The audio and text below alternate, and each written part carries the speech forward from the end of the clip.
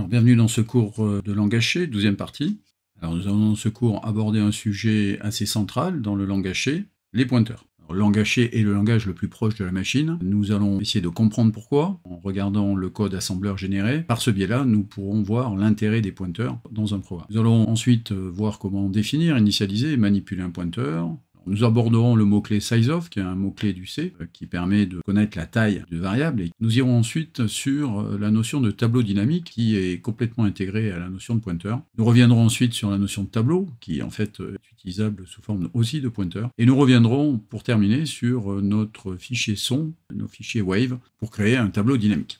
Donc on est sur un programme très simple de calcul. Le but ici, c'est de visualiser le code assembleur généré pour introduire la notion de pointeur. Alors on va d'abord mettre un point d'arrêt. Debug. Alors vous avez peut-être des fenêtres à droite à gauche, vous pouvez les fermer. Puis on va maintenant configurer notre fenêtre de débugage. Donc c'est débugger, fenêtre. Alors, on va visualiser le code machine. Le code machine, on le prend et on va le mettre à droite. Si vous enlevez ça et vous ramenez ceci, voilà, on voit apparaître le code machine associé. Alors je reviendrai dessus, mais ici c'est l'adresse actuelle. Ça c'est le code machine et ça c'est le code assembleur. On va revenir un petit peu là-dessus. On va rajouter maintenant la fenêtre des registres.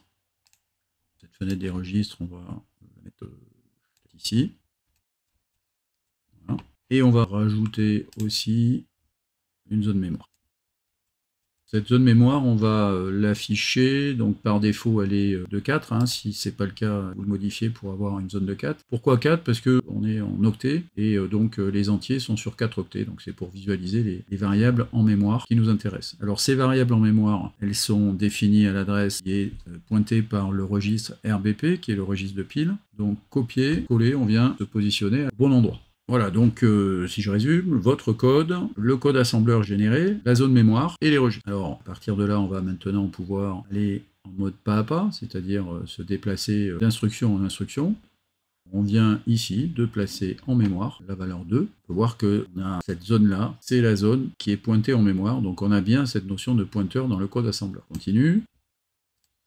On a mis dans EAX la valeur 2. On va maintenant incrémenter EAX, que EAX est égal à 3, et puis le registre, on va le mettre en mémoire. Donc dans ce cas-là, on voit bien que la variable est égale à 3, on est toujours sur des notions de pointeur. On continue, on va maintenant placer dans EAX la valeur de B, on va placer dans ECX la valeur de A. Maintenant on incrémente ECX et EAX, et puis on vient placer cette valeur dans la variable N. Voilà le résultat de notre programme. On est sur un autre programme avec initialisation de N1, N2, N3, avec calcul sur N3. L'adresse des variables a encore changé, il change à chaque fois que l'on fait une compilation. Le compilateur change d'adressage mémoire à chaque fois. On est au début du code, alors on va plutôt se placer ici, et on va voir les variables N1, N2 et N3 qui ont été modifiées. On continue, on est maintenant sur le calcul. Alors le calcul, d'abord on vient placer dans le registre EAX la valeur de N1, puis on vient multiplier EAX avec la variable en mémoire N2, résultat dans EAX. On vient ajouter à EAX valeur 14 en hexadécimal, donc 14 correspond à 20, résultat dans EAX. Et on finit par renvoyer la valeur de AX en mémoire en emplacement N3. Voilà, donc en résumé, les zones mémoire ne sont pas forcément contiguës, ça veut dire que c'est le compilateur qui choisit les emplacements mémoire en mettant potentiellement des octets de bourrage. On peut voir que RBP change à chaque fois, RBP étant le pointeur vers la zone mémoire vers lesquelles les données sont placées.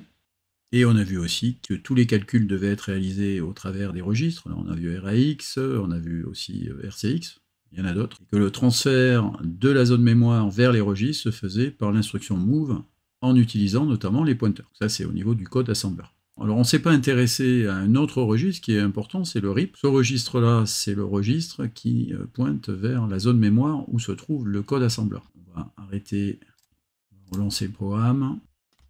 On va revenir là et on va s'intéresser maintenant à RIP. Je vais avancer ligne par ligne. On peut voir que le registre RIP, à chaque fois qu'une instruction a été exécutée, s'incrémente de la taille de l'instruction, à 99, puisqu'on a 7 octets pour l'instruction move n3,0. Là, il a encore été incrémenté. Là, j'ai 3 instructions, donc il s'incrémente de 3. Là, j'ai 4 instructions pour la multiplication. Donc en fait, ce registre-là pointe dans la zone mémoire du code machine, donc des instructions, et s'incrémente pour exécuter, ligne après ligne, les instructions.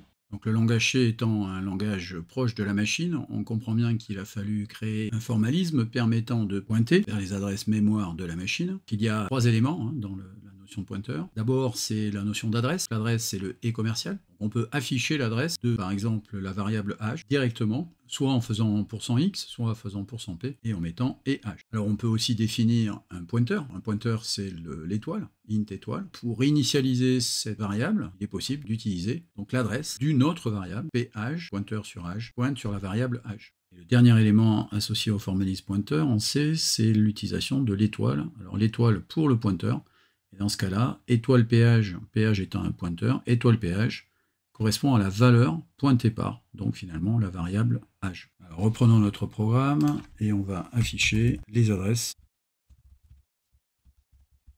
de N1, de N2 et de N3. On va mettre un point d'arrêt, lancer. Alors, on va quand même revenir ici. On va mettre la zone mémoire qui va bien. On voit les 3 variables, la première ici, la deuxième ici et la troisième ici. Alors, on pourrait afficher aussi ton cogné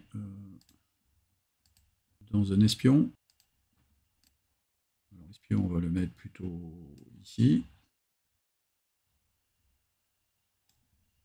Voilà. Et dans cet espion, on va rajouter l'adresse de N1, ce qui va être affiché, l'adresse de N2 et l'adresse de N3. On voit bien les adresses qu'elles sont associées ici. C'est bien ces adresses-là. Ici, c'est bien, ce sont bien ces adresses-là. 524, 544 et 564 qui sont affichées. Donc si je vais jusqu'au bout et que j'appuie sur continuer, j'ai bien les 3 adresses telles qu'elles ont été visualisées dans le débugger. Voilà, donc c'est pour ça qu'on dit que le langage C est proche de la machine, puisque finalement, on a la visualisation au travers du langage C, des mécanismes internes de la machine.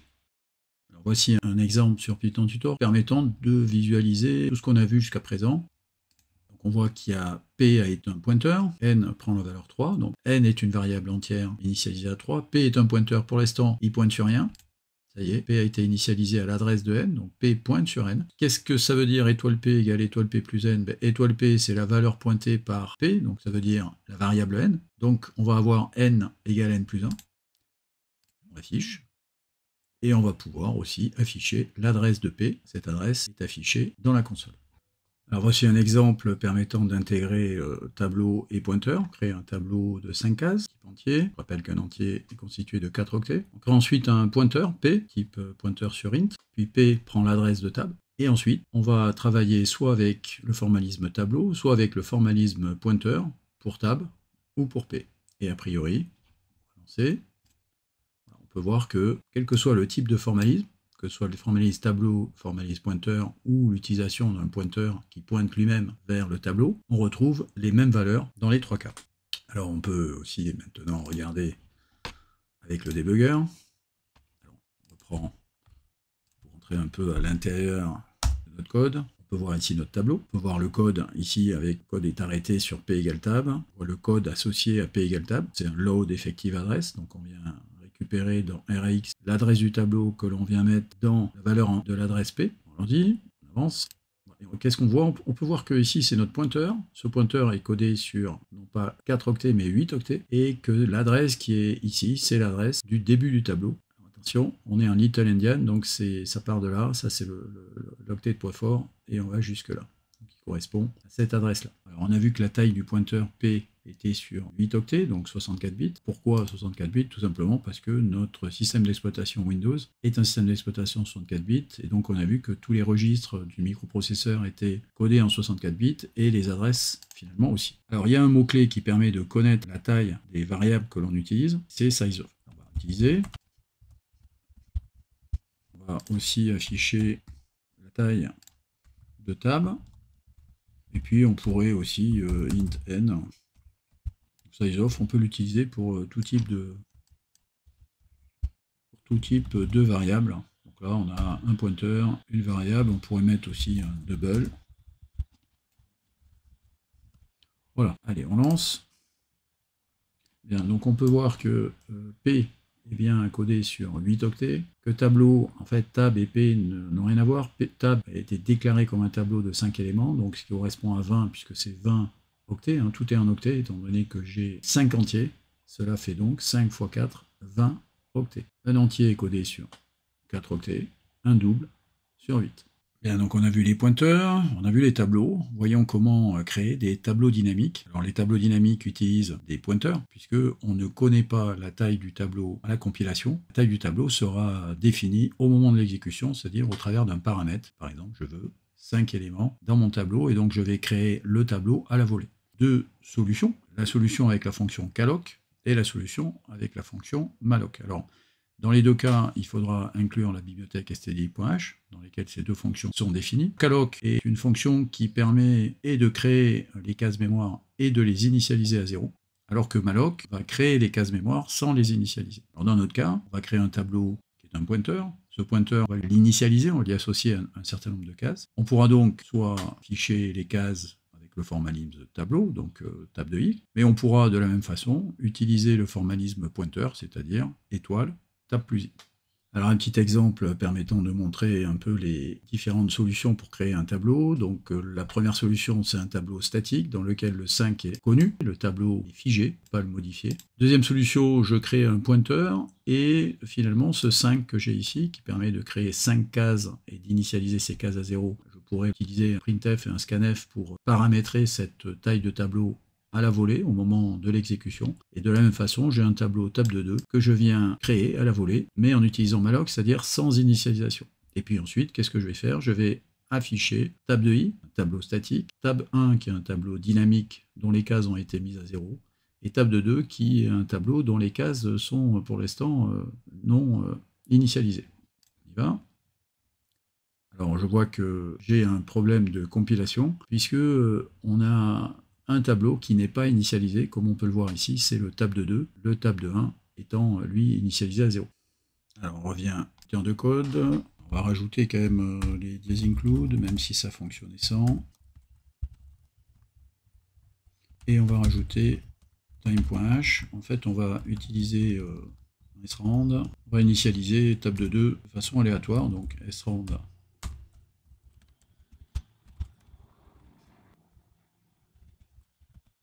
tab de 2 est initialisé. La création du tableau. Tab de 1 pointe vers une zone qui vient d'être créée, le tableau dynamique. Et tab de 2 pointe, lui, vers un deuxième tableau qui, lui, n'est pas initialisé. Alors, on va donc initialiser les éléments de ce tableau.